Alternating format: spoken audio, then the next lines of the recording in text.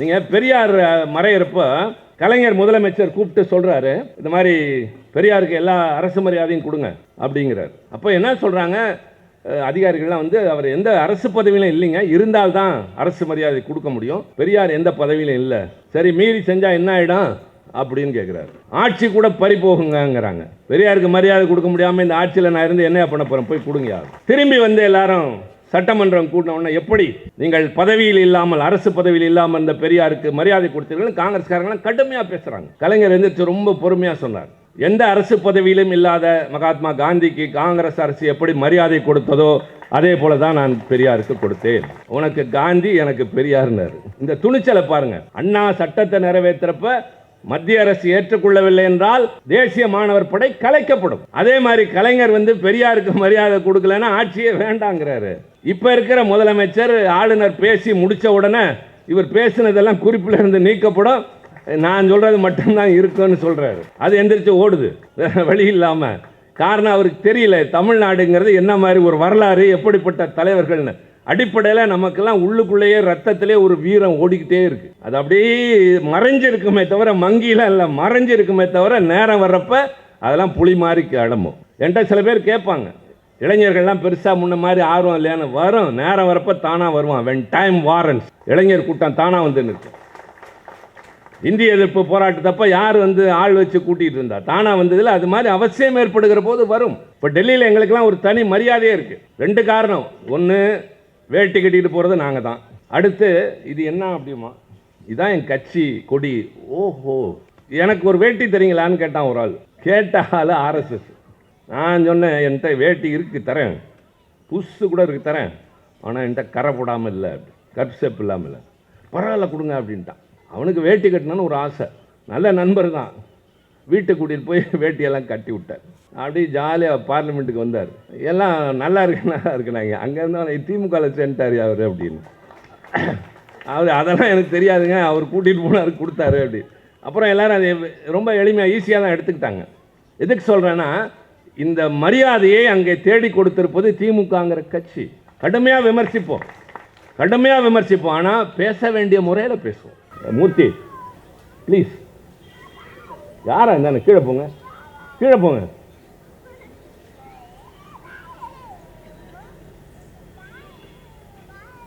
அதாவது எங்களை மறந்து பேசிட்டு இருக்கோம்.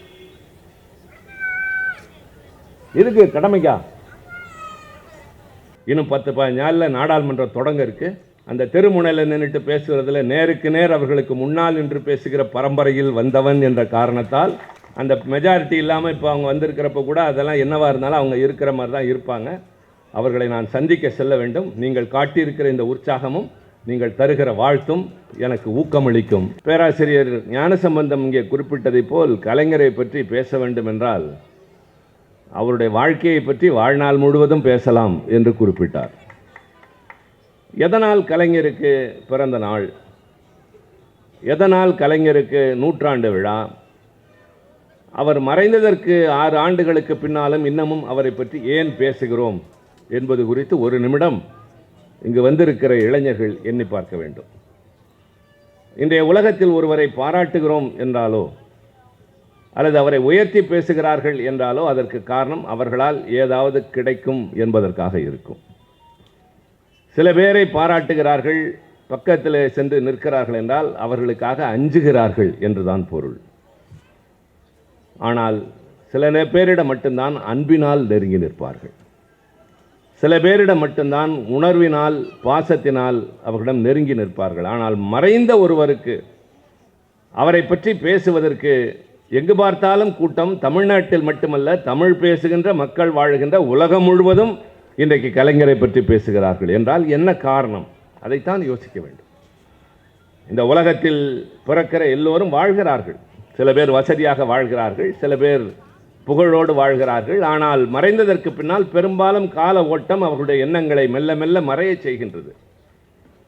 ஆனால் 94 ஆண்டுகள் வாழ்ந்து 100வது ஆண்டை தொட்டு இன்றைக்கு புகழ்பாடி கொண்டிருக்கிற கலைஞரை பற்றி இன்னும் பல 100 ஆண்டுகள் ஆனாலும் பேசிக்கொண்டே இருப்போம் என்றால் அவர் வாழ்ந்த காலத்திலே வாழ்ந்த முறை, ஈடுபட்ட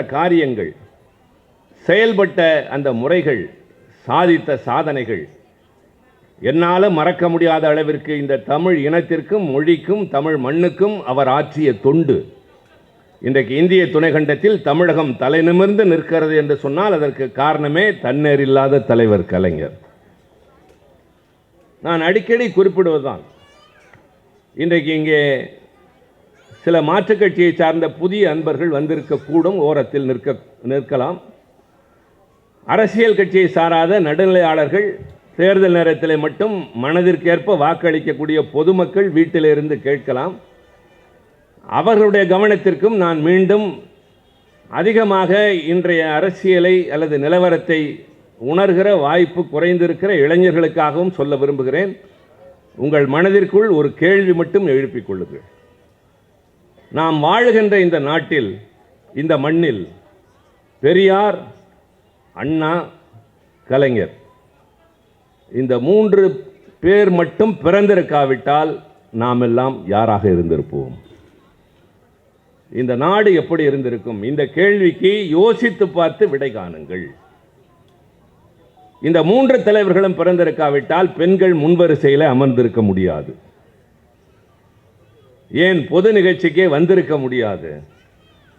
வந்திருந்தாலும் கூட எங்காவது பின்னாலே ஜமக்காலம் விரித்து உட்கார வைத்திருப்பார்கள். அதுவும் வீட்டிலே நடக்கிற மங்கள காரியங்களின் காரணமாக இருக்கலாம். கொஞ்சம் செல்போன்லாம் வச்சிருந்தேன் யாராக இருந்தாலும்.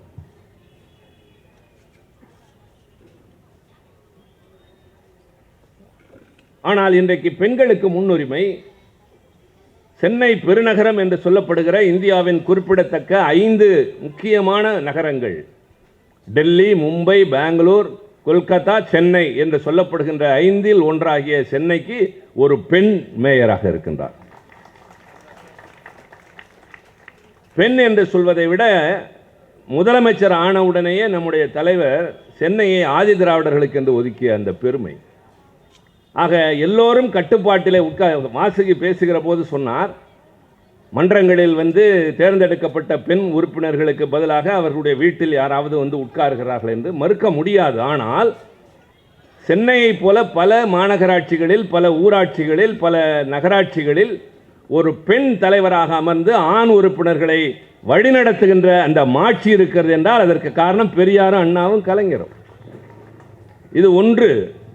என்னை பொறுத்தவரை நான் சொல்வேன், பல கூட்டங்களில் சொல்வது இப்பொழுதும் சொல்கிறேன், இந்த இடத்திலே நின்று பேசுகிற திருச்சி சிவாவினுடைய பெயருக்கு பின்னால் ஒரு MA BL என்ற பட்டம் இருக்கிறது என்றால் அது இந்த பேர் இயக்கத்தினால் தான்.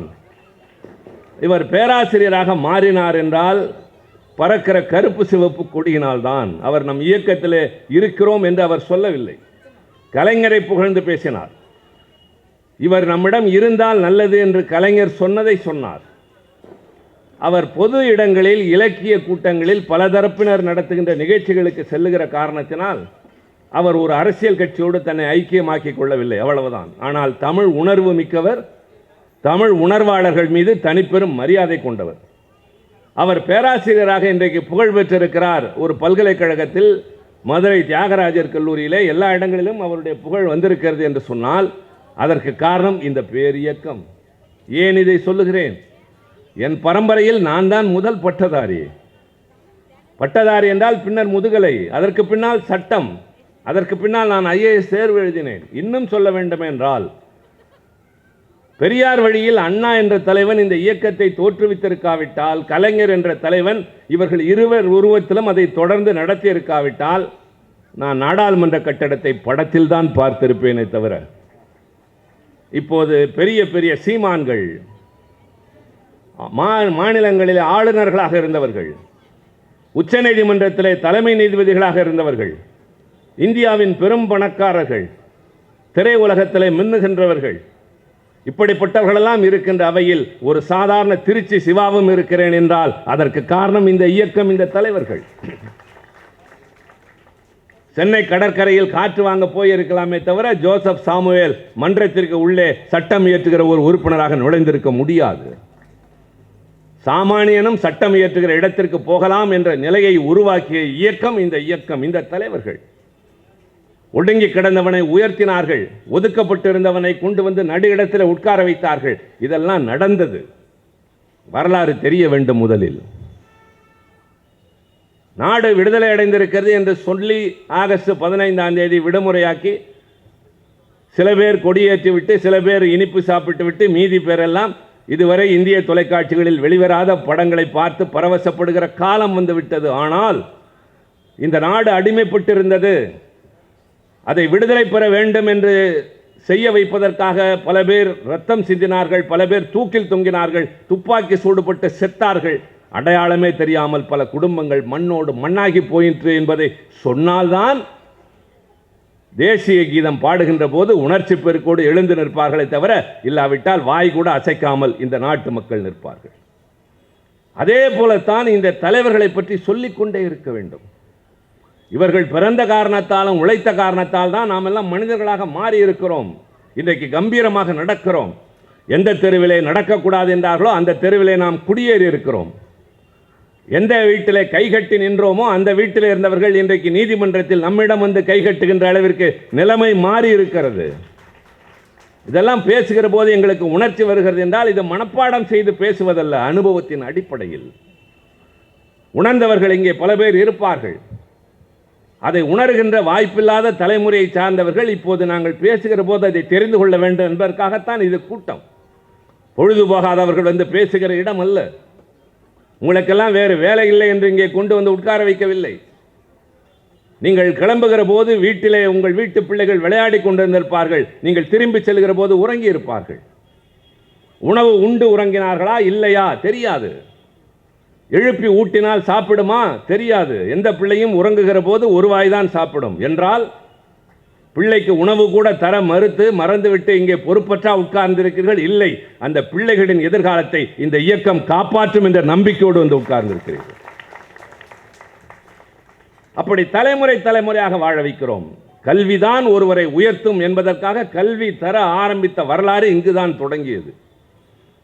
எது தெரியக்கூடாது என்று ஒடுக்கி வைத்தார்களோ அதை முதலில் கொடுத்து அவர்களை மனிதனாக்கினோம், அறிவை விழிப்புற செய்தோம். ஒரு கல்லூரியிலே நான் பேசி முடித்துவிட்டு மாணவர்களை கேள்வி கேட்கிறோம் என்று சொன்னபோது அனுமதித்த நேரத்தில் ஒரு மாணவன் கேட்டான், சாதி மதமற்ற சமத்துவ சமுதாயம் வேண்டும் என்று பேசுகிறீர்கள், பிறப்புக்கும் எல்லா உயிர்க்கும் என்கிறீர்கள், யாதும் ஊரை யாவரும் கேளீர், கேட்க நன்றாக இருக்கிறது. ஆனால் நடைமுறையில் நான் பள்ளிக்கூடத்திற்கோ கல்லூரிக்கோ நான் படிக்க நுழைகிற போது என் பெயரை கேட்ட அடுத்த கேள்வியே நீ என்ன ஜாதி என்று உங்கள் அரசாங்கம் தானே கேட்கிறது என்றோம். இங்கே 4 பேர் கைத்தட்டினீர்கள், அங்கே அத்தனை பேரும் கைத்தட்டினார்கள். அந்த மாணவனின் கேள்வி நியாயம் என்பதாகத்தானே அந்த கைத்தட்டல் சொல்லுகிறது. உங்களிலும் சிலர் கையொலி எழுப்பவில்லை என்றாலும் மனதிற்குள் அது நினைத்திருக்க கூடும். ஆக அவருக்கு பதில் சொல்ல வேண்டிய ஒரு பொறுப்புணர்ச்சியோடு நான் நிற்கிறேன். அவ்வளவு பெரிய கூட்டம், எல்லாம் இளைஞர் கூட்டம், உணர்ச்சி பெருக்கிலும் உற்சாகத்திலும் உட்கார்ந்திருக்கிறவர்கள் இந்த கேள்விக்கு அவனை ஒரு கதாநாயகனை போல கொண்டாடினார்கள் என்றால் அவர்கள் அத்தனை பேருடைய எண்ணமும் அதுவாகத்தானே இருக்கிறது. நான் பதில் சொன்னேன், தம்பி, ஒரு காலத்தில் இந்த நாட்டில் உன்னை ஜாதி என்ன என்று கேட்டார்கள், நீ படிக்க கூடாது என்பதற்காக. இப்போது நாங்கள் கேட்கிறோம், முதலில் நீதான் படிக்க வேண்டும் என்பதற்காக. உனக்கென்று இடம் ஒதுக்கி வைத்து நீ இங்கே வா, உனக்குத்தான் இந்த இடம், வேறு யாரும் உட்கார முடியாது என்று சொல்லுகின்ற காரணத்தால் தான் இந்த அமைப்பு முறை இருக்கிறவரை அதன் அடிப்படையில் உங்களை உயர்த்துகின்றோம் என்று சொன்னபோது அந்த மாணவனுக்கு கரவொலி எழுப்பிய அத்தனை பேரும் எனக்கும் பதில். ஆக என்னுடைய விடை அவர்களுக்கு ஏற்புடையதாக இருந்தது. எப்படி நான் இதை சொன்னேன் என்றால், நாங்கள் இதை உணர்ந்த காரணத்தினால் சொல்லுகிறோம். கலைஞர் என்கிறவர் வாழ்ந்தது 94 ஆண்டுகள் தான். பொது வாழ்க்கையினுடைய தொண்டு என்பது 80 ஆண்டுகள்.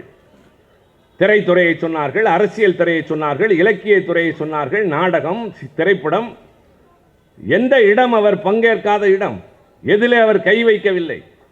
எந்த இடத்தில் கை வைத்தாலும் அதில் கலைஞர் தான் முதல்வர் என்று வாழ்ந்து காட்டினாரே. ஒரு 60 ஆண்டு கால தமிழ்நாட்டு வாழ்க்கையை பற்றி அல்லது தமிழ்நாட்டின் வரலாற்றை பற்றி யாராவது தெரிந்து கொள்ள விரும்பினால், அந்த 60 ஆண்டு காலத்தில் ஏற்பட்ட அரசியல் மாற்றங்கள், அரசியல் கட்சிகளுடைய தோற்றம், வளர்ச்சி அல்லது மறைவு, ஆட்சிகளின் சாதனைகள், இலக்கியம் அதில் மெருகேறியதா, புதுமை பெற்றதா, பொலிவிழந்ததா, இப்படி ஒவ்வொன்றையும் யாராவது ஆராய வேண்டும் என்றால் தனித்தனியாக ஒவ்வொரு அத்தியாயமாக படிக்க வேண்டாம். கலைஞர் என்ற ஒரு மனிதனின் வாழ்க்கையை படித்தால் போதும், எல்லாம் வந்துவிடும். வரலாறு வரும், இலக்கியம் வரும், அரசியல் வரும், எல்லாம் வரும். அந்த அளவிற்கு எல்லா துறைகளிலும் முத்திரை பதித்த, கால் பதிக்க மட்டுமில்லை முத்திரை பதித்த தலைவன் கலைஞர். அவரை ஒரு யுகத் தலைவன் என்றுதான் நான் அழைப்பேன். யுகம் என்பது ஒரு 1000 ஆண்டுகள், எத்தனையோ ஆண்டுகளுக்கு இடையிலே பிறக்கக்கூடிய அவர் ஒரு அவதாரம் அல்ல, நம்மை போல மனிதன் தான். ஆனால் மனிதனாக பிறந்து இன்னொரு மனிதனுக்காக எண்ணுகின்ற மனிதர்கள் தான் தலைவர்களாக உயர்கிறார்கள். தனக்கு பக்கத்திலே 10 பேரை வைத்துக்கொண்டு அவர்களுக்கு ஏதாவது வாங்கி கொடுத்து விட்டு தலைவா என்று அழைக்கிறவர்களுக்கெல்லாம் தலைவன் என்று பெயர் அல்ல. இயல்பாக மக்கள் கூட்டம் அவர்கள் பின்னால் வர வேண்டும்.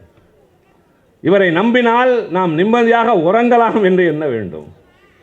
என்னை இத்தனை காலம் எது நசுக்கியதோ அதிலிருந்து இந்த மனிதன் விடுவிப்பான் என்ற எண்ணம் வர வேண்டும் என்றால் அது அவர்கள் வாழ்கிற முறை, பேசுகிற வார்த்தைகள், அதே போல செயல்படுகின்ற முறைகள். அதைத்தான் கலைஞர் சொன்னார். நான் ஒரு பெரிய வரலாற்றை தான் சொல்ல வேண்டும். பெரியார் என்று சொல்லுகிற போது அவர்தான் ஒட்டுமொத்த உருவம். பெரியாருடைய கொள்கைகள் நடைமுறைக்கு வந்தால்தான் நாடு நலம் பெறும் என்று உணர்ந்தவர் அண்ணா. அவருடனே பயணம் செய்தவர். அவரிடமிருந்து விலகி ஒரு அரசியல் கட்சி தொடங்குகிறார். எதனால்? முதலமைச்சராக வேண்டும் என்றா? இல்லை.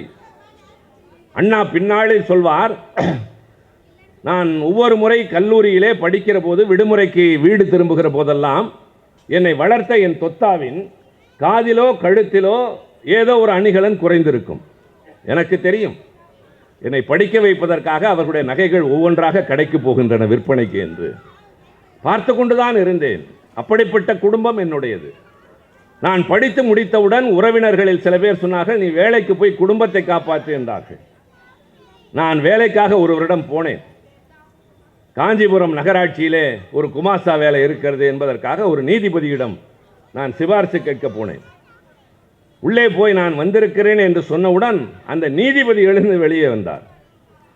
வெளியே வந்தவர் சொன்னார், ராஜா சார், முத்தையா செட்டியாரிடம் ஒரு வேலை இருக்கிறது, உங்களால் தான் முடியும், நானே உங்களை பார்க்க வேண்டும் என்று இருந்தேன் என்று சொன்னபோது நான் வேலை கேட்காமல் திரும்பி வந்து விட்டேன். ஒருவேளை அன்றைக்கு நான் கேட்டு வாங்கியிருந்தால் உன் அண்ணன் இன்றைக்கு காஞ்சிபுரம் நகராட்சியின் தலைமை குமாசாவாக இருந்திருப்பேன், ஆனால் இன்றைக்கு தமிழ்நாட்டின் தலைமை அமைச்சராக இருக்கிறேன் என்று சொன்னார். அவர் ஏன் அரசியல் கட்சி தொடங்கினார்? ஒரு கொள்கை இந்த நாட்டை வாழ வைக்கும், ஆனால் அதை நடைமுறைப்படுத்துகிற எண்ணம் உடையவர்கள் ஆட்சிக்கு வருவதில்லை. ஆட்சி எவர் கையில் இருக்கிறதோ அவர்களுக்கு மட்டும்தான் மாற்றங்களை கொண்டு வர முடியும். சட்டங்களின் மூலமாக, சட்டங்களை நடைமுறைப்படுத்துகிற திட்டங்களின் மூலமாக. ஆக ஆட்சியில் இருப்பவர்களுக்கு விருப்பம் இல்லாமல் இருக்கலாம், துணிச்சல் இல்லாமல் இருக்கலாம், அல்லது இந்த கருத்தில் ஈடுபாடு இல்லாமல் இருக்கலாம், அல்லது அந்த மக்கள் மீது அக்கறை இல்லாமல் இருக்கலாம். என்றால் என்ன செய்ய வேண்டும்? இவர் சரியாக பாடவில்லை என்று கீழே உட்கார்ந்து சொல்லக்கூடாது. நான் பாட தெரிந்தால்தான் நான் மேடைக்கு வர வேண்டும். இவர் சரியாக பேசவில்லை என்று ஒருவர் சொன்னால் அவரை விட சிறப்பாக பேசக்கூடியவராக இருந்தால் வந்து பேச வேண்டும், இல்லாவிட்டால் குறை சொல்லக்கூடாது. எனவேதான் இப்படி ஒருவராக கொடுத்து கொடுத்து பார்த்து முடியவில்லை என்கிற போது அந்த இடத்திற்கே போனால்தான் முடியும் என்ற எண்ணத்திற்கு அண்ணா வந்தார். எந்த வர்க்கத்தின் கையில் அதிகாரம் இருக்கிறதோ அந்த வர்க்கத்திற்கு ஆதரவாகத்தான் அரசாங்கம் செயல்படும் என்று காரல் மார்க்ஸ் சொல்லுவான். தொழிலாளர்களின் கைக்கு அதிகாரம் வர வேண்டும், இது மார்க்சினுடைய கூற்று. அப்போதான் சும்மா இருங்க, தொழிலாளர்கள் மூலமாகத்தான் மாற்றம் வரும் என்று மார்க்ஸ் சொன்னதை போல தமிழ் சமுதாயத்தில் இருக்கிற மக்களிடம் அதிகாரம் வேண்டும் என்பதால் அண்ணா அரசியல் இயக்கம் தொடங்கினார். நான் நிறைய உதாரணம் சொல்வேன், மிக முக்கியமாக 2 சொல்வேன். சுயமரியாதை திருமணம். உங்களுக்கெல்லாம் தெரியும், நம்முடைய வீட்டிலே நடைபெறுகின்ற திருமணங்கள் பெரும்பாலும் சுயமரியாதை திருமணங்கள். என்றால் என்ன? வைதிக முறை திருமணங்களுக்கு மாற்றாக ஒரு திருமண முறை. எதனால் இந்த மாற்று? வைதிகர்களை பிடிக்கவில்லை என்பதெல்லாம் கிடையாது. அதைவிட சிறப்பாக, அதாவது வைதிக முறையிலே திருமணங்கள் என்றால் ஒருவர் வருவார், மந்திரங்கள் ஓதுவார். என்ன பண்றது? வைதிக முறையிலே வருகிறவர் ஒரு மந்திரத்தை ஓதுவார், எல்லோரும் கேட்பார்கள். அவர் என்ன சொல்கிறார் என்று மணமக்களுக்கு புரியாது, அழைத்து வந்த மணமக்களின் பெற்றோருக்கு புரியாது, வந்தவர்களுக்கும் புரியாது. சில நேரங்களில் சொல்கிறவருக்கே தெரியாது. காரணம், அது சமஸ்கிருதம். சமஸ்கிருதம் என்பது ஒரு பேச்சு மொழியே அல்ல, அது ஒரு இலக்கிய மொழி, எழுத்து மொழி, அவ்வளவுதான். உலகத்திலே உள்ள மொழிகளில் மூத்த மொழிகளில் ஒன்றுதான் சமஸ்கிருதம். ஆனால் மக்களே, நன்றாக யோசியுங்கள். நீங்கள் எங்காவது 2 பேர் சமஸ்கிருதத்தில் பேசிக் கொள்வதை பார்த்திருக்கிறீர்களா? கிடையாது. மந்திரம் ஓதலாம், வேதம் படிக்கலாம், இலக்கியம் எழுதலாமே தவிர அது பேச்சு மொழி அல்ல. எனவே அது மக்களுக்கு தெரியாது. அவர்கள் ஒரு புரியாத மொழியில் ஏதோ ஒன்றை சொல்ல அந்த இடத்துல ஒரே சலசலப்போடு திருமணம் நடந்து முடிந்து கொண்டிருந்தது. கொஞ்சம் ஆராய்ச்சி செய்து அந்த மந்திரங்களுடைய பொருள்களை பார்த்தபோது அறிவுக்கு ஏற்றதாக இல்லை. எனவே பெரியார் சொன்னார், இதற்கு பதிலாக நம்முடைய ஊரில் ஞானசம்பந்தனை போல ஒரு பெரிய மனிதரை கூட்டு, யாராவது சான்றோர்களை அழைத்து 4 நல்ல வார்த்தை பேசி ஒரு மாலையை கொடுத்து தாலி அணிவித்தாலே திருமணம் அது நடக்காதா? ஏற்புடையது இல்லையா? அவர்கள் பேசுவது அவர்களுக்கு புரியுமே, அவருடைய அனுபவம் அவர்களுக்கு வழிகாட்டுமே. இது மாதிரி 4 பேர் வந்து நல்ல வார்த்தைகள் சொன்னால் அது நல்ல நிகழ்ச்சியாக நடக்குமே என்று தொடங்கியதுதான் சுயமரியாதை திருமணம். இது பரவலாக தொடங்கியது, எல்லோரும் ஏற்க தொடங்கினார்கள். இப்படி நடந்து கொண்டிருந்த காலகட்டத்தில் ஒரு தம்பதியர் அப்படி திருமணம் செய்து கொண்டவர்களுக்கு பிள்ளை பிறக்கிறது. அந்த பிள்ளைகளுக்கு சொத்திலே தகராறு வருகிறது. நீதிமன்றத்திற்கு போய் எங்கள் சொத்தை பிரித்து கொடுங்கள், பெற்றோருடைய சொத்தை என்று கேட்கிறார்கள். இந்த வழக்கிற்கு தொடர்புடையவர்கள் இன்றைய திராவிடர் கழக தலைவர் ஐயா வீரமணி அவர்களுக்கு நெருங்கிய சொந்தம். ஒரு சின்ன தகவல், அவ்வளவுதான். அந்த வழக்கிலே மூர்த்தி ப்ளீஸ், யாரா இருந்தாலும் கீழே போங்க, கீழே போங்க.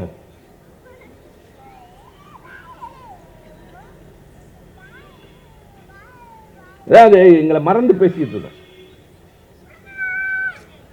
இதுக்கு கடமைக்கா?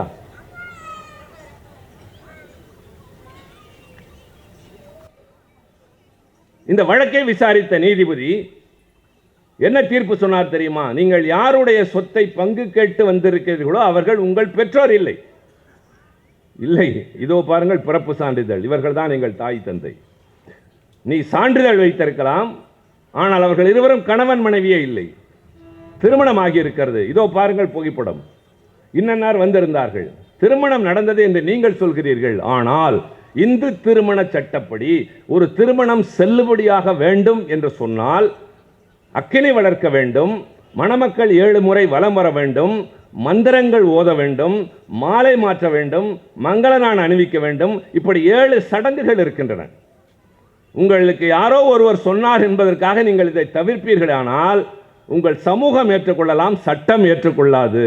என்றால் it is an illegal marriage, rather invalid marriage. அப்படின்னா இந்த குழந்தைகள் ஒரு முறையாக வாழ்ந்த தாய் தந்தையருக்கு பிறந்தவர்கள் அல்ல, சேர்ந்து வாழ்ந்த ஆணும் பெண்ணுக்கும் பிறந்தவர்கள் என்கிற போது they don't have any right to claim the property of their parents. அதிர்ச்சி இவர்களுக்கு மட்டுமில்லை, சுயமரியாதை திருமணம் செய்து கொண்ட எல்லோருக்குமே அதிர்ச்சி.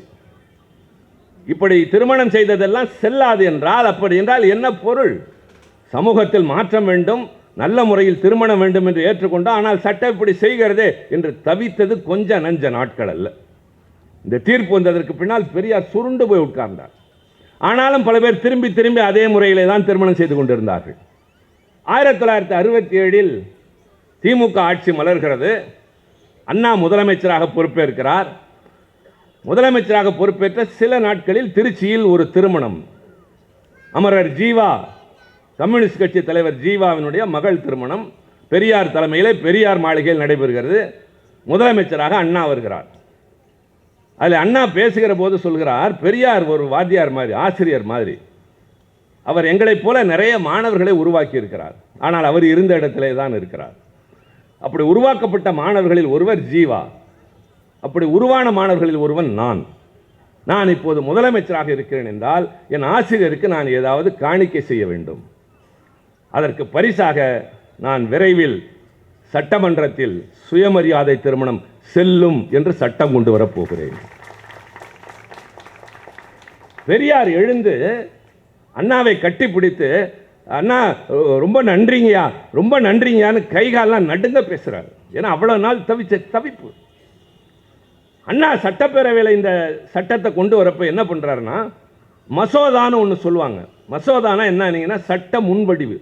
இப்போ நாடாளுமன்றத்தில் நாங்கள் ஒரு மசோதா மேலே பேசுகிறோம் அப்படின்னா இது நிறைவேறினா இது அப்படியே சட்டமாகிடும், திருத்தங்கள் வந்தால் திருத்தங்களோட சட்டமாகன்றது தான் பொருள். அந்த மசோதாவை சட்டமன்றத்தில் வைப்பதற்கு முன்னால் சட்டத்துறையெல்லாம் பார்த்ததற்கு பின்னால் எதுக்கும் காட்டிட்டு வாங்கன்னு வீரமணிகிட்ட கொடுத்து பெரியார்கிட்ட அனுப்புகிறார். பெரியார் பார்த்துட்டு இதில் ஒரு திருத்தம் பண்ணலாங்களான்னு கேட்குறாரு. நீங்கள் என்ன வேணாலும் சொல்லுங்கள், அண்ணாட்ட சொல்கிறோம். பெரியார் என்ன பண்ணுறாருன்னா, அண்ணா இந்த திருமண முறையெல்லாம் மாற்றிட்டு என்ன சொல்கிறாரு, சம்பிரதாயங்கள் தேவையில்லை, சடங்குகள் தேவையில்லை, மாலை மாற்றி மங்கள நாள் அணிவித்தால் போதும். இதுதான் சட்ட மசோதா. அதில் என்ன வார்த்தை வருது தெரியுமா? Garlanding and tying of thali will be entertained as a marriage. Periyar என்ன பண்ணுறாரு தெரியுமா? அந்த அண்ணுங்கிற அடிச்சுட்டு ஆர்னு போடுறாரு. கார்லண்டிங் ஆர் டையிங் ஆஃப் தாலி, மாலை மாற்றினாலும் போதும், தாலி கட்டினாலும் போதும், ஏதாவது ஒன்று போகிறோன்னு பெரியார் சொல்கிறார். இதை கொண்டு போய் காட்டினோன்னா அண்ணா சொல்கிறார், அதாங்க ஐயா நமக்கெல்லாம் தோணாது, அவருக்கு தாங்க தோணும் அப்படின்ட்டு இந்த சட்டத்தை நிறைவேற்றுறப்ப அண்ணா சொல்கிறாங்க, இந்த திருமணம் இனிமேல் செல்லுபடி ஆகும். அதோடு முடிச்சிருந்தா அவர் வெறும் முதலமைச்சர், அவர் அண்ணா அல்ல. இந்த திருமண முறை இனிமேல் செல்லுபடியாகும் என்பது மட்டுமல்ல, இதற்கு முன்பு நடைபெற்ற திருமணங்களும் செல்லுபடியாகும். ரெட்ராஸ்பெக்டிவ் எஃபெக்ட்டும்பாங்க. சிவில் அது அவ்வளோ சீக்கிரம் முடியாது. அதாவது எவ்வளோ பெரிய அறிவாளிகளோடு நம்ம வாழ்ந்து அவங்களால வளர்ந்துருக்கணும், தயவு செஞ்சு ஒரு நிமிஷம் உங்கள் மனசில் வச்சுக்கோங்க. அதனால தான் நான் ரொம்ப உணர்ச்சி வசப்படுறேன். யாராவது பேசுனா ஃபோனை எடுத்தால் எனக்கு ஏன் வருதுன்னா, இதெல்லாம் ஜீனியஸ். உலகத்தில் இப்படி தலைவர்கள் பிறக்கவே முடியாது. பெரியார் மாதிரி சிந்தித்தவங்கள, அண்ணா மாதிரி செயல்பட்டவங்கள, கலைஞர் மாதிரி வாழ்ந்தவங்கள. ஒரு சட்டத்தை கொண்டு வரத்துக்கு முன்னாடி என்னென்ன பாடுபடுறோம், அப்புறம் நிறைவேற்றுறப்ப எவ்வளோ முயற்சி எடுக்கிறோம், அதனால இன்னைக்கு எவ்வளவு மரியாதையோடு வாழ்கிறோம் அப்படிங்கிறப்ப தான் நம்ம வீட்டில் அப்பா பாட்டன் தாத்தா படம் மட்டும் இல்லை, பெரியார் அண்ணா கலைஞர் படமும் இருக்கணும். இவங்க தான் நம்மளை வாழ வைத்தவர்கள். அண்ணாங்கிறவர் ரொம்ப மென்மையான தலைவர். நான் ரொம்ப ரசித்தது இன்னொன்று என்ன தெரியுமா? தமிழ்நாட்டில் இந்தி இல்லைன்னு ஒரு சட்டம் அண்ணா கொண்டு வர்றார். மும்மொழி திட்டம் இந்தியாவில் எல்லா மாநிலங்களையும் உண்டு. இந்தி அந்தந்த மாநிலத்தின் மொழி இங்கிலீஷ் இந்தி இந்த 3 இருந்தாகணும் அப்படின்னு நிர்பந்தம். அண்ணா என்ன பண்ணுறாங்க, 2 இருந்தால் போதும் அப்படின்னு கொண்டு வர்றார். தமிழ் போதும், ஆங்கிலம் போதும், இந்தி கிடையாது அப்படின்னு மட்டும் சொல்லலை அவர். இந்த ஆட்சி மொழி தொடர்பாக மத்திய அரசு இயற்றிய சட்டத்தின் திருத்தத்தை இந்த மன்றம் நிராகரிக்கிறது. எவ்வளவு தைரியம் பாருங்க. இது தொடர்பாக அவர்கள் பிறப்பித்த ஆணைகளை இந்த மன்றம் ஏற்க மறுக்கிறது. 3வது, இந்தியிலே ஆணைகள் வழங்குகின்ற தேசிய மாணவர் படையில் இனிமேல் ஆங்கிலத்தில் தான் ஆணைகள் இருக்கும். பீச்சே மூட் தாய்னே மூட் அப்படி தான் சொல்லிக்கிட்டு இருப்பாங்க. லெஃப்ட் டர்ன் ரைட் டர்ன் மாற்றினது அண்ணா. மாற்றிட்டு என்ன சொல்கிறாருன்னா, இந்த மாற்றத்திற்கு மத்திய அரசு இசைவு தெரிவிக்கவில்லை என்றால் த கிரேட் அண்ணா தமிழ்நாட்டில் தேசிய மாணவர் படை கலைக்கப்படும். நீங்கள் பெரியார் மறையிறப்ப கலைஞர் முதலமைச்சர் கூப்பிட்டு சொல்கிறாரு, இந்த மாதிரி பெரியாருக்கு எல்லா அரசு மரியாதையும் கொடுங்க அப்படிங்கிறார். அப்போ என்ன சொல்கிறாங்க அதிகாரிகள்லாம் வந்து, அவர் எந்த அரசு பதவியிலும் இல்லைங்க, இருந்தால்தான் அரசு மரியாதை கொடுக்க முடியும், பெரியார் எந்த பதவியிலும் இல்லை. சரி மீறி செஞ்சால் என்ன ஆகிடும் அப்படின்னு கேட்குறாரு. ஆட்சி கூட பறி போகுங்கிறாங்க. பெரியாருக்கு மரியாதை கொடுக்க முடியாமல் இந்த ஆட்சியில் நான் இருந்து என்ன பண்ண போகிறேன், போய் கொடுங்க. திரும்பி வந்து எல்லாரும் சட்டமன்றம் கூட்டினோன்னா, எப்படி நீங்கள் பதவியில் இல்லாமல் அரசு பதவியில் இல்லாமல் இந்த பெரியாருக்கு மரியாதை கொடுத்தீர்கள் காங்கிரஸ்காரங்களாம் கடுமையாக பேசுகிறாங்க. கலைஞர் எந்திரிச்சு ரொம்ப பொறுமையாக சொன்னார், எந்த அரசு பதவியிலும் இல்லாத மகாத்மா காந்திக்கு காங்கிரஸ் அரசு எப்படி மரியாதை கொடுத்ததோ அதே போல தான் நான் பெரியாருக்கு கொடுத்தேன். உனக்கு காந்தி எனக்கு பெரியார்னார். இந்த துணிச்சலை பாருங்க. அண்ணா சட்டத்தை நிறைவேற்றப்ப மத்திய அரசு ஏற்றுக்கொள்ளவில்லை என்றால் தேசிய மாணவர் படை கலைக்கப்படும். அதே மாதிரி கலைஞர் வந்து பெரியாருக்கு மரியாதை கொடுக்கலன்னா ஆட்சியே வேண்டாங்கிறாரு. இப்போ இருக்கிற முதலமைச்சர் ஆளுநர் பேசி முடித்த உடனே இவர் பேசினதெல்லாம் குறிப்பில் இருந்து நீக்கப்படும், நான் சொல்கிறது மட்டும்தான் இருக்குன்னு சொல்கிறாரு. அது எந்திரிச்சு ஓடுது வழி இல்லாமல். காரணம் அவருக்கு தெரியல தமிழ்நாடுங்கிறது என்ன மாதிரி ஒரு வரலாறு, எப்படிப்பட்ட தலைவர்கள்னு. அடிப்படையில் நமக்கெல்லாம் உள்ளுக்குள்ளேயே ரத்தத்திலே ஒரு வீரம் ஓடிக்கிட்டே இருக்குது.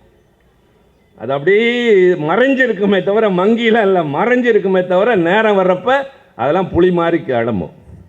என்கிட்ட சில பேர் கேட்பாங்க, இளைஞர்கள்லாம் பெருசாக முன்ன மாதிரி ஆர்வம் இல்லையான்னு. வரும், நேரம் வரப்போ தானாக வருவான். வென் டைம் வாரன்ஸ், இளைஞர் கூட்டம் தானாக வந்து நிற்கும்.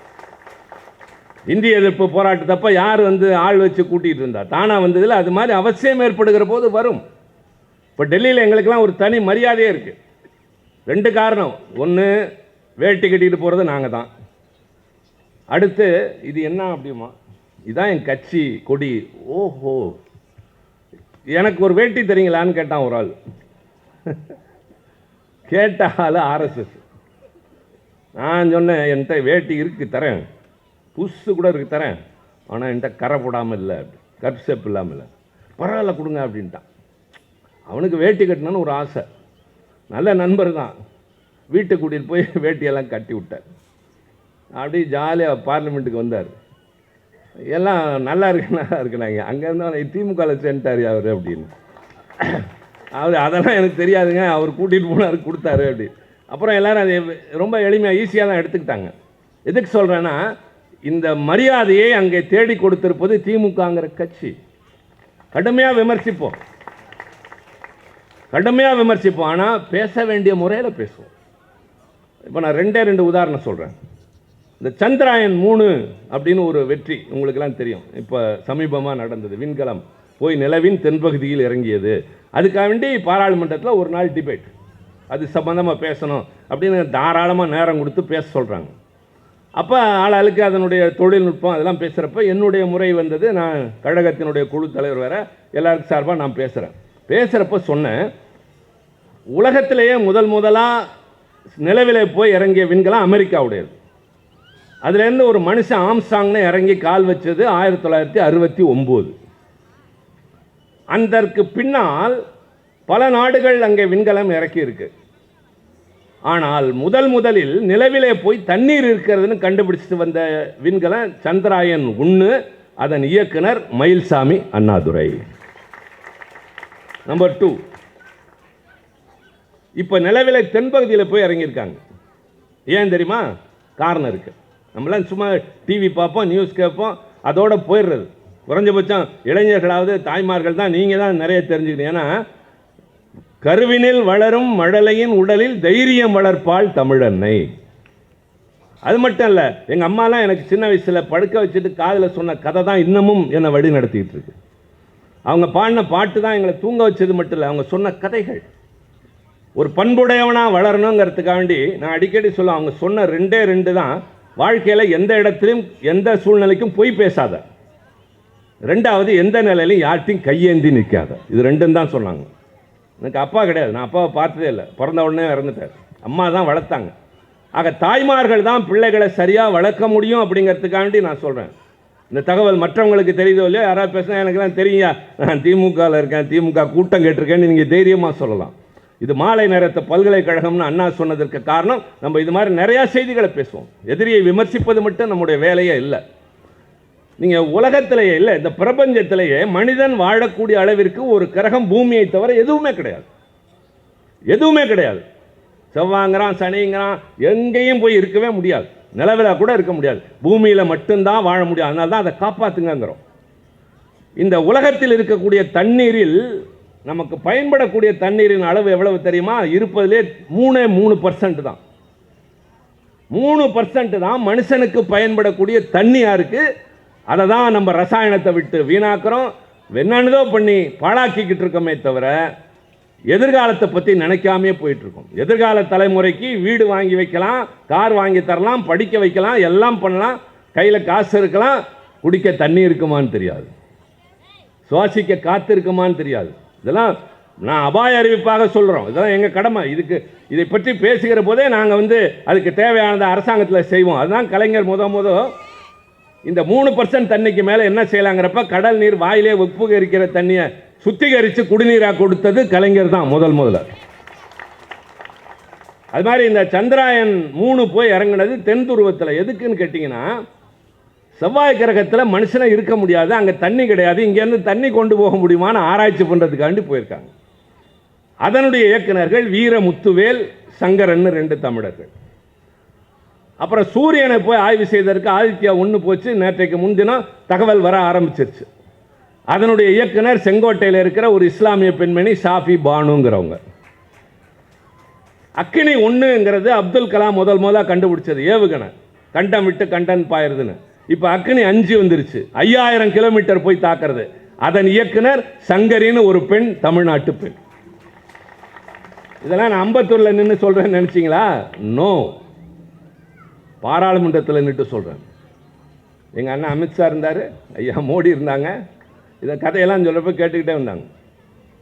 அப்புறம் நான் கடைசியாக சொன்னேன், சந்திராயன் 1 வெற்றிக்கு காரணம் மயில்சாமி அண்ணாதுரை, 3 வெற்றிக்கு காரணம் முத்துவேலும் சங்கரனும், ஆதித்யா 1க்கு ஷாஃபி பானு, இந்த அக்னி 5க்கு சங்கரி. இவர்களெல்லாம் தமிழர்கள்.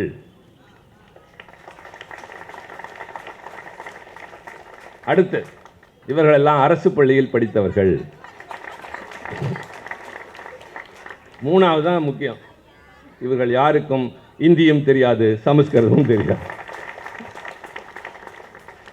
அவங்களும் சிரிச்சுக்கிட்டாங்க தெரியுங்களா? எவ்வளோ நாசூக்காக சொல்கிறாங்க. எனக்கு இந்தி வேணாம், சமஸ்கிருதம் வேணாம், ஆனால் நான் சாதித்து காட்டுவேன் அப்படின்னு தமிழன் வந்து அவையில் பேசுகிறான்.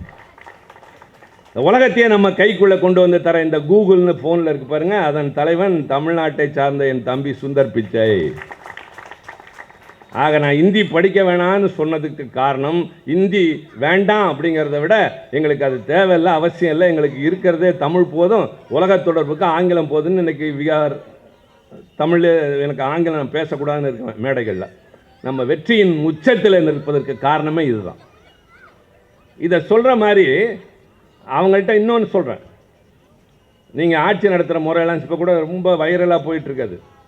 ஏழையின் கண்ணீர் கூறிய வாழை ஊக்கும் மக்கள் உங்களை பார்த்து கொண்டிருக்கிறார்கள், என்றாவது ஒரு நாள் தீர்ப்பு சொல்வார்கள்னு நான் 3 வருஷத்துக்கு முன்னாடி பேசுனது இப்போ ஓடிக்கிட்டு இருக்கு. மக்கள் உங்களுக்கு தீர்ப்பளிப்பார்கள்ங்கிறப்ப உன்னை தூக்கி எறிவேன் அப்படின்னு நான் சொல்லலை. பேசினா கைதட்டியிருப்பாங்க. உன் ஆட்சியை தூக்கி எறிவோம், நாங்கள் பாதிக்கப்பட்டிருக்கிறோம் அப்படின்லாம் சொல்ல. மிஸ்டர் ஹோம் மினிஸ்டர் யார்? Amit Shah. Mister home minister, keep in mind, in the process of democracy, one day or other you will be out of power, and that day you will realize and regret for whatever you have done. என்றாவது ஒரு நாள் ஜனநாயக ஆட்சி முறையில் நீங்கள் ஆட்சியை விட்டு விலக வேண்டிய அவசியம் ஏற்படும். அன்றைக்கு ஒவ்வொரு நாளும் நீங்கள் செய்ததற்கெல்லாம் வருத்தப்படுவீர்கள் அப்படின்னு. வெளியில் வந்தோடனே என்கிட்ட சொல்லுவாங்க, கடுமையாக தான் பேசுகிறீங்க, ஆனால் கேட்க நல்லா இருக்குன்னு. நான் சொல்லுவேன், நான் கலைஞர்கிட்ட வளர்ந்தாதுங்க.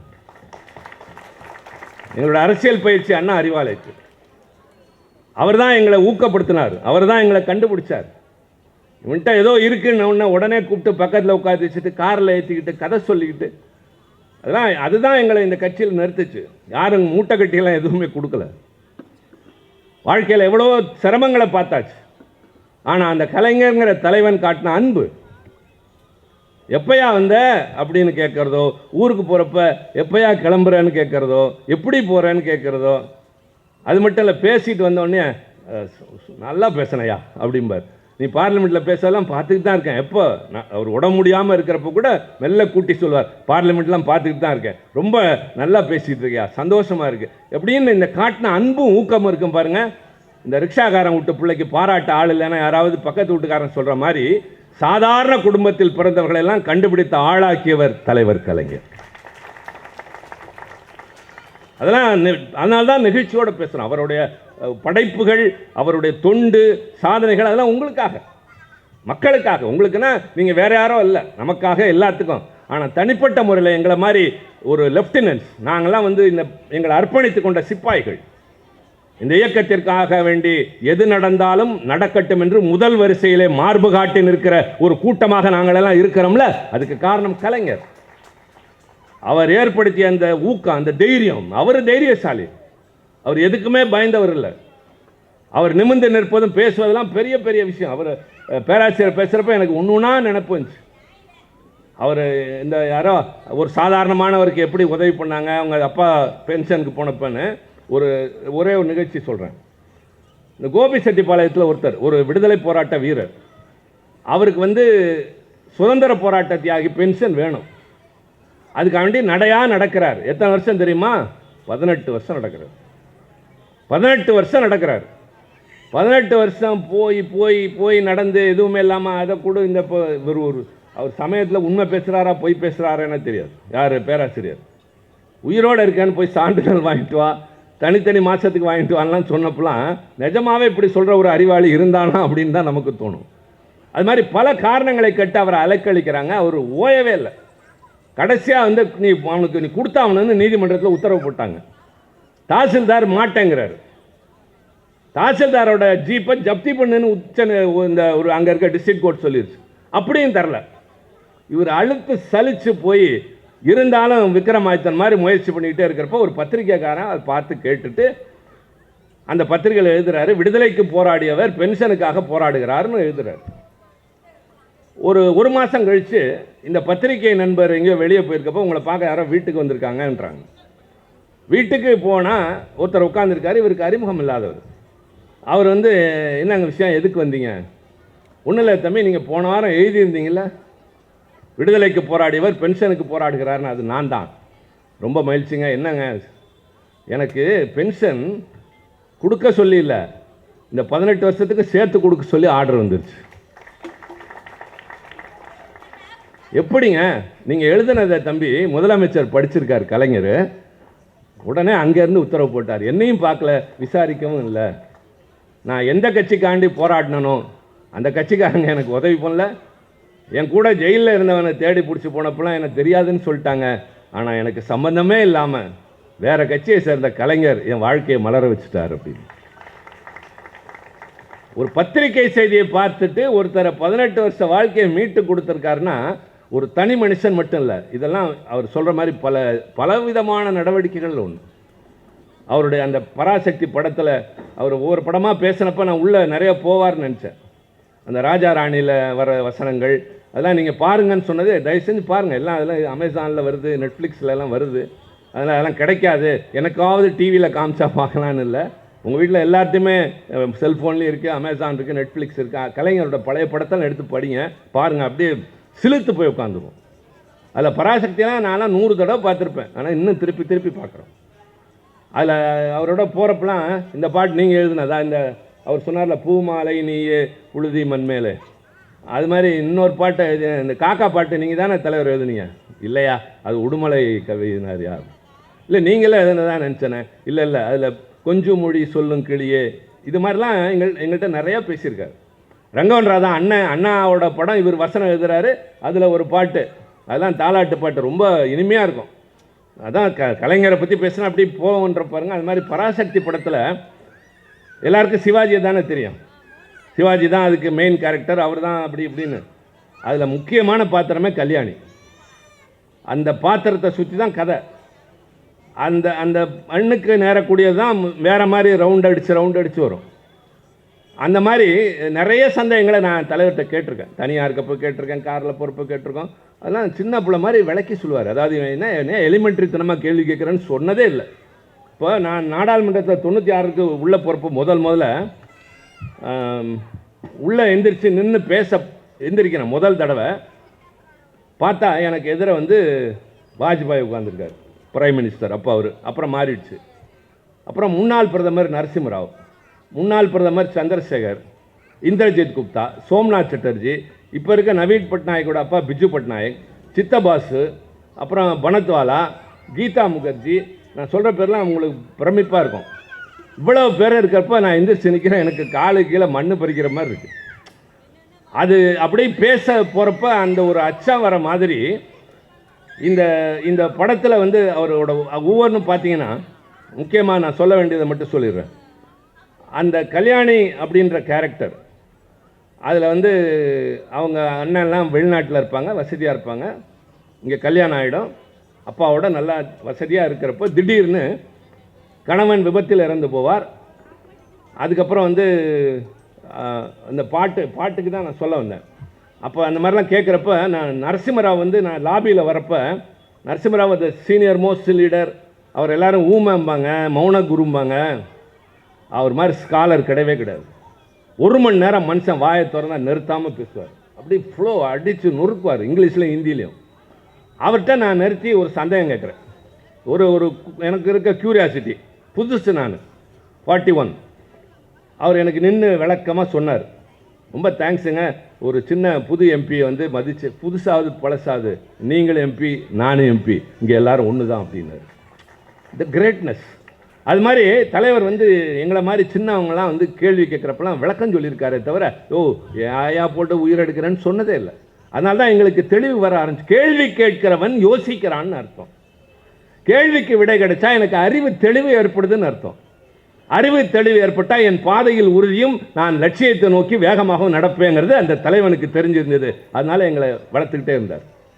அது மாதிரி பாடல்களுக்கு அவர் சொன்னது மாதிரி இந்த படத்தில் திடீர்னு கணவன் விபத்தில் இறந்து போவான், அப்பா அதிர்ச்சியில் இறந்து போயிடுவார். அண்ணன்மார்கள் வர முடியாமல் போர் சூழல், கடன்காரன் காத்திருந்தவன்லாம் அந்த வீட்டெல்லாம் ஜப்தி பண்ணி எல்லாத்தையும் பிடுங்கிட்டு மறுநாள் காலையில் கழுத்தில் காதில் எதுவும் இல்லாமல் வெறும் கட்டிய துணியோடு ஒரு கை குழந்தையோடு நடு ரோட்டில் நிற்பான். படம் பராசக்தி பார்த்தவங்க எவ்வளோ பேருங்க? நீங்கள் எல்லாம் அவசியம் பார்க்கணும். ஓகே, உங்களால் என்ன பார்ப்பீங்களா? சாமுவேல் ஃபாலோ தம். ரைட்டுமா, நிறைய பேர் பார்க்கல. படம் தனியாக போட்டு காட்டியா? ஒரு நாள் தியேட்டரில் போட்டு காட்ட சொல்லும். ஓகேயா? அது இன்னும் நல்லாயிருக்கும். ஒரு ஷோ போடுங்க, சொல்லி நம்ம கட்சி மகளிர்லாம் வந்து பார்க்கட்டும்.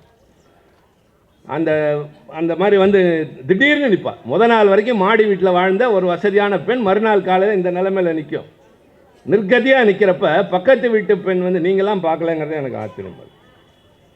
நிர்கதியாக நிற்கிற பெண்ணுக்கிட்ட பக்கத்து வீட்டிலேருந்து ஒரு பெண் ஆறுதல் சொல்ல வருவாங்க. என்ன சொல்லுவாங்க தெரியுமா?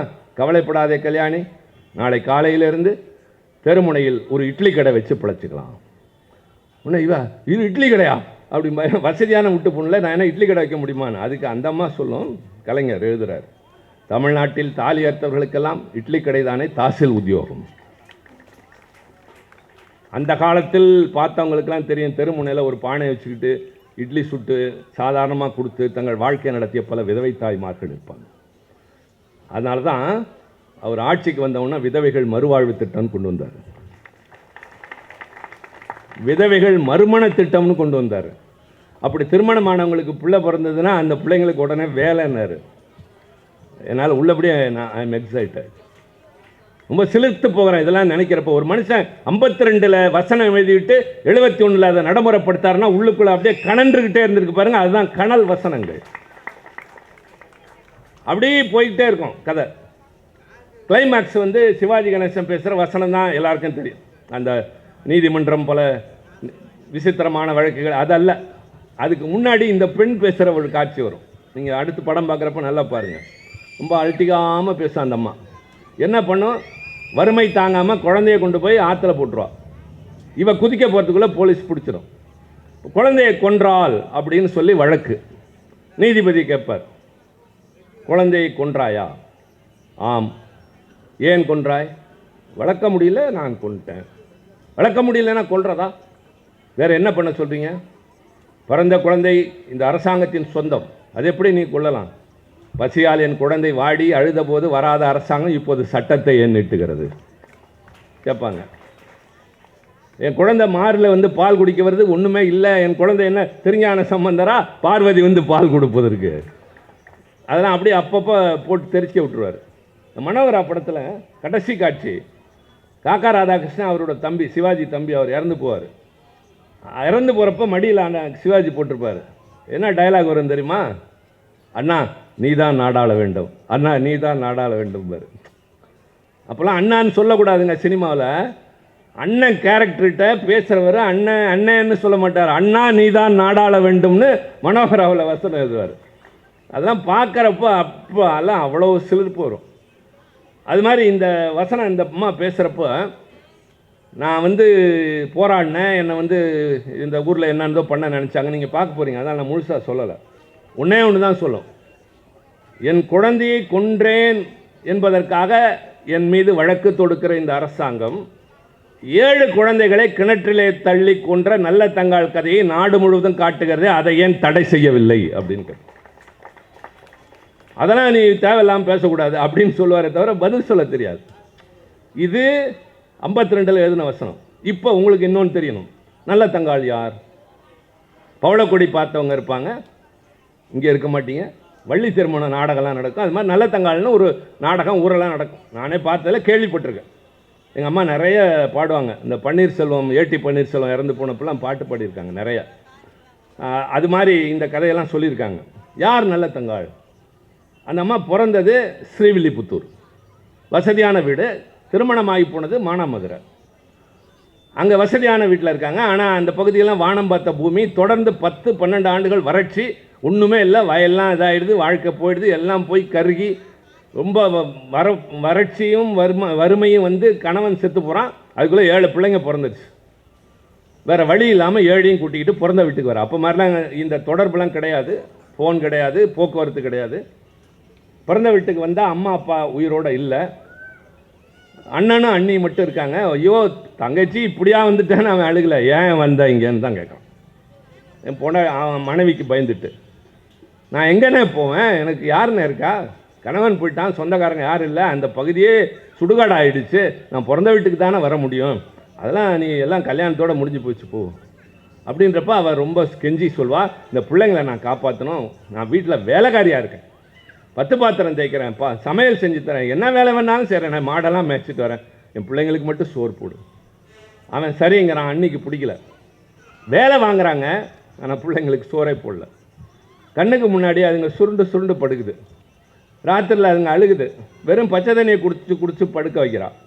கடைசியாக நொந்து போய் எதுக்கு இப்படி பாடுபட்டு வாழ்ந்துக்கிட்டுன்னு தூக்கி 7 பிள்ளைங்களையும் கிணத்துல போட்டு இவளும் குதிச்சு தற்கொலை பண்ணிக்கிறா. இது கதை. இதை ஊரெல்லாம் போட்டாங்க. அவர் சொன்னார்ல சீரியல் பார்த்துட்டு அழுகிறீங்கன்னு. அந்த காலத்தில் பழைய படம் சிவாஜியும் சாவித்திரியும் பாசமலரில் போனதுக்கு 4 நாள் வீட்டில் வந்து அழுததெல்லாம் உண்டு. அந்த நம்ம மனிதர்களுக்கு எதிர சோகத்தை பார்த்தா இவங்களும் சோகமாயிடுவாங்க. அது மாதிரி நல்ல தங்காள் கதை நாடு முழுவதும் நடந்தது. இப்போ இது கதையா? இந்த கதையை பற்றி கலைஞர் அதில் குறிப்பிடுறாரா? வந்தவொடனே என்ன பண்ணுறாரு தெரியுமா? 89 பெண்கள் திருமணமாகி புகுந்த வீடு போகிற போது பாத்திரத்தில் மட்டுமே பேர் எழுதி செல்வதற்கு பதிலாக சொத்து பத்திரத்திலும் பேர் எழுதி போகலாம். எவ்வளோ வசதியான வீடாக இருந்தாலும் திருமணமாகி போனால் உனக்கு இங்கே பந்தம் இல்லைன்னு அறுத்து விட்டுறான்ல, அது இனிமேல் கிடையாது. சொந்த வீட்டில் பிறந்த வீட்டினுடைய சொத்தில் அந்த பெண்களுக்கும் பங்கு உண்டுன்னு அவங்களுக்கு உரிமையும் மரியாதையும் தேடி தந்தார் பாருங்க. அதுதான் கலைஞர். நான் வந்து கிட்டத்தட்ட 50 நிமிஷம் 55 நிமிஷம் பேசிட்டேன். நாங்கள் 55 நாள் பேசுவோம். நானும் பேசுவேன், அவரும் பேசுவார், இங்கே இருக்கிறவங்களும் பேசுவாங்க, நீங்களும் கேட்பீங்க. இதுலேருந்து என்ன தெரியுதுன்னா, இப்படி எல்லோரையும் பற்றி பேச முடியாது, நம்முடைய தலைவர்களை பற்றி மட்டும்தான் பேசலாம். பெரியாரை பேசலாம், கொள்கைகளை பேசலாம், சீர்திருத்தங்களை பேசலாம், அண்ணா என்ற அற்புத தலைவனை பற்றி ஆராய்ச்சியை செய்யலாம். அவரை மாதிரிலாம் ஒரு தலைவன் இனி உலகத்திலே பிறக்க முடியாது. அண்ணா த கிரேட். நான் அவர் பார்லிமெண்ட்டில் உட்கார்ந்த அதே சீட்டு எனக்கு கொரோனா காலத்தில் கிடைச்சது. நான் சொன்னேன், என் வாழ்க்கையிலே பெரும் பேர் அண்ணா உட்கார்ந்த இடத்தில் நின்று நான் பேசுகிறேன் அப்படின்னு சொல்லி பேசினேன். எங்கள் நெஞ்சமெல்லாம் நிறைந்த. அதுக்கு மேலே கலைஞர் நம்ம உயிர் நாடியாக இருக்கிறார். இன்றைக்கு எப்படி கலைஞர் வந்து அண்ணா பெரியாரும் அண்ணாவும் இல்லாதப்போ அவங்களுடைய வடிவத்தில் இருந்தாரோ, இந்த 3 பேர் வடிவத்திலையும் இன்றைய தலைவர் இருக்கிறார். நான் அவரோட ஆரம்ப நாட்கள்லேருந்து பயணம் செய்தவன். அவர் இளைஞரணி தொடங்கிய நாளிலிருந்து நானும் அவரும் ஒன்றாகவே சுற்றியவர்கள். அவர் செயலாளராக, நான் துணை செயலாளராக. அவர் கார் ஓட்டி நான் பக்கத்தில் உட்கார்ந்து தமிழ்நாடு முழுவதும் சுற்றி இருக்கோம். அவர் தான் அப்போ வண்டி ஓட்டுவார். எங்களுக்கு வேறு ஒரே காரில் நாங்கள் தமிழ்நாடு முழுவதும் சுற்றி வந்தப்போ எங்களுக்கு டிரைவர் வச்சுக்கிட்டா இடம் அடைக்குன்னு சொல்லி அவர் ஓட்டுவார். ராத்திரி முழுக்க ஓட்டுவார். நான் பக்கத்துலேயே உட்காந்துருப்பேன், பின்னாடி 3 பேர். இப்படியெல்லாம் சுற்றி வந்த அந்த தலைவரை இப்போ இன்னைக்கு காலையில் நான் பார்க்குறப்ப எனக்கு அப்படியே கண்கள்லாம் பணிக்குது. என்னென்னா பழைய நினைவுகள் நிறைய வந்தது. இந்த 3 தலைவர்களுடைய வடிவத்தில் இன்றைக்கு தமிழக முதல்வராக நம்முடைய தலைவராக நம்முடைய தளபதி ஸ்டாலின் இருக்கிறார். அவர் மக்களையும் பார்க்குறார், இந்த கட்சியும் வழி நடத்துகிறார். நான் உங்கள்கிட்டலாம் அன்போடு கேட்டுக்கிறேன், நீங்கள் காற்றி இருக்க இந்த கூட்டத்தோட வெற்றி என்ன தெரியுமா? என் தம்பி வரல, ஏன்னா வாசிக்கு பேசுகிறப்ப நான் வந்துட்டேன், கீழே நின்றுட்டு இருந்தேன். ஏன்னா நான் பாதியில் வந்தால் அந்த அம்மாவோட பேச்சு தடைப்படுங்கிற ஒரு நாகரிகத்துக்காண்டி நான் கீழே ரொம்ப நேரம் நின்றுட்டு இருந்தேன். இல்லைன்னா வந்தால் நீங்கள் கை தட்டுவீங்க, அப்புறம் அந்த அம்மாவுக்கு டிஸ்டர்பாக, அது வேண்டாம் அப்படின்னு சொல்லிட்டு. அது மாதிரி என் தம்பி சேகர் பாபு கேட்டிருப்பார், யார் பேசுகிறாங்கன்னு, இன்னார் பேச ஆரம்பிச்சிட்டாங்கன்னு எங்கேயாவது செட்டில் ஆகிருப்பார், தொந்தரவு பண்ணக்கூடாதுன்னு சொல்லி. நீங்கள் இவ்வளோ நேரம் உட்காந்துருந்தீங்க பாருங்கள், கொஞ்சம் கூட அசங்காமல் வீட்டில் இருந்து கேட்குறவங்களும் கேட்டுட்டு இருக்காங்களே, அதுதான் இன்றைய கூட்டத்தின் வெற்றி. சாமுவேல, ராஜகோபாலம், மூர்த்தி இவங்கெல்லாம் வந்து நிறைய கூட்டம் நடத்தியிருக்காங்க. எனக்கு சாமுவேலாம் ரொம்ப காலமாக பழக்கம், ராஜகோபால் இப்படி இவங்கெல்லாம் அந்த மாதிரி இவங்க எல்லா கூட்டங்களுமே அந்த நாடில் இருந்து ஒரு 30 வருஷமாக வந்துட்டு இருக்க மாதிரி இன்றைக்கும் இது வெற்றி என்றே நான் கருதுகிறேன். ஆக நாங்கள் ஏதோ பேச்சுக்கு பேசலை, நான் பேசினது எல்லாம் என்னுடைய அடி வயிற்றிலிருந்தும் என்னுடைய மனதிலிருந்தும் சிந்தையிலிருந்தும் அப்படியே வகுத்து வந்தது. உங்கள்கிட்ட பேசுகிற அதே நேரத்தில் நானும் கலைஞரின் நினைவுகளை அசை போடுகிறேன். அப்படி அந்த நினைவுகள் வர வர நமக்குலாம் இன்னும் கடமை நிறைய இருக்குதுன்னு நினைக்கிறோம். இன்னும் 10-15 நாளில் நாடாளுமன்றம் தொடங்க இருக்குது. அந்த தெருமுனையில் நின்றுட்டு பேசுகிறதுல நேருக்கு நேர் அவர்களுக்கு முன்னால் நின்று பேசுகிற பரம்பரையில் வந்தவன் என்ற காரணத்தால் அந்த மெஜாரிட்டி இல்லாமல் இப்போ அவங்க வந்திருக்கிறப்ப கூட அதெல்லாம் என்னவாக இருந்தாலும் அவங்க இருக்கிற மாதிரி தான் இருப்பாங்க. அவர்களை நான் சந்திக்க செல்ல வேண்டும். நீங்கள் காட்டியிருக்கிற இந்த உற்சாகமும் நீங்கள் தருகிற வாழ்த்தும் எனக்கு ஊக்கமளிக்கும். நன்றி, வணக்கம்.